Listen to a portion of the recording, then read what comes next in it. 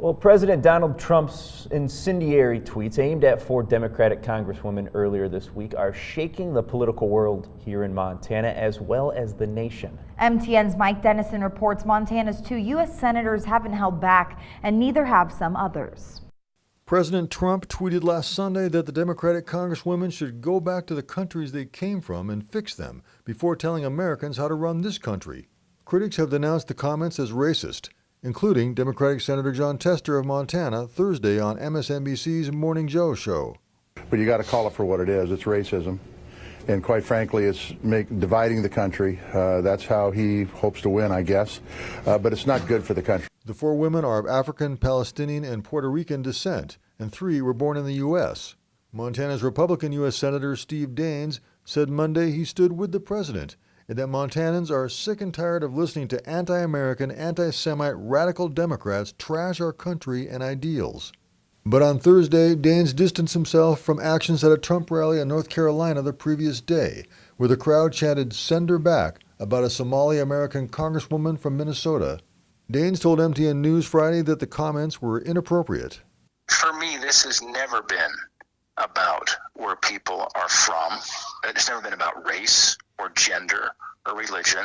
This is about views that are radical. It's about a far-left radical movement that we are seeing rising up in the United States House of Representatives. He said these House members have called for abolishing immigration and customs enforcement and made anti-Semitic and anti-Israel statements. But in an open letter Thursday, a group of Montana rabbis took after Daines, saying he is supporting racist incitement and personal attacks on the congresswomen. Rabbi Mark Kula of Missoula told MTN News Friday that the rabbis felt Daines had crossed a line of civility.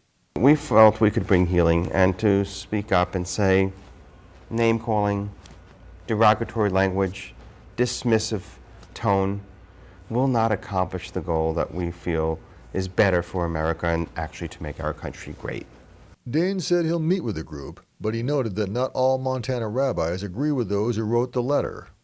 Senator Tester, however, said Democrats and Republicans need to stand up to the president's harmful rhetoric in no uncertain terms. And I don't think, even in states where Donald Trump won big, that it does you any good running away from Donald Trump. I think you need to go back and punch him in the face. I mean, the truth is this guy is bad for this country. Let's just say that our 2 senators are agreeing to disagree. From Helena, Mike Dennison, MTN News. A Bozeman rabbi who didn't sign the letter told MTN News his role isn't to take sides in political debates.